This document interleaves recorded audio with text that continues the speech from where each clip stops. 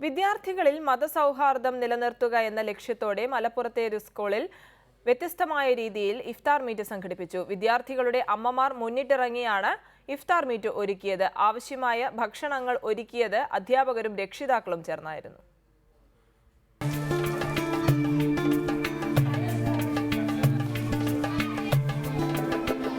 Malappuram Pottayil Edappulam AMLP സ്കൂളിലാണ് രക്ഷിതാക്കളുടെയും school PTA-യുടെയും അധ്യാപകരുടെയും നേതൃത്വത്തിൽ ഇഫ്താർ മീറ്റ് ഒരുക്കിയത്.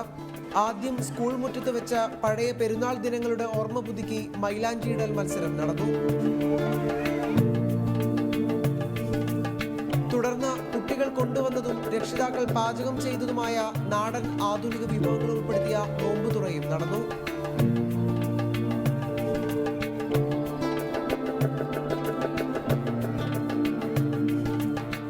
AMLP സ്കൂളിൽ ഇന്നിവിടെ ഒരു നോമ്പുതുറ, ഒരു സമൂഹ നോമ്പുതുറ എന്നുള്ള രീതിയിൽ ആണ് ഇവിടെ സംഘടിപ്പിച്ചത്.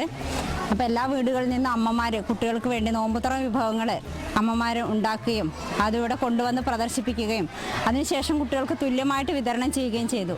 കുട്ടികളും പുത്തൻ അനുഭവത്തിൻ്റെ ത്രില്ലിലായിരുന്നു. ഞങ്ങൾ സ്കൂളിൽ നിന്ന് നോമ്പുതുറ പരിപാടിയായിരുന്നു. അതിനാൽ എല്ലാവരും പലഹാരങ്ങൾ കൊണ്ടുവന്നിരുന്നു. ഞാൻ പൊക്കോടയാണ് കൊണ്ടുവന്നത്. പരിപാടിയൊക്കെ ഉഷാറായിരുന്നു. ജാതി മതങ്ങൾക്ക് അതീതമായി എല്ലാ ആഘോഷങ്ങളും തുടർന്നും സ്കൂളിൽ സംഘടിപ്പിക്കാനുള്ള തയ്യാറെടുപ്പിലാണ് PTA-യും അധ്യാപകരും. രാജേഷ് വണ്ടൂരിനോടൊപ്പം റിപ്പോർട്ടർ മലപ്പുറം.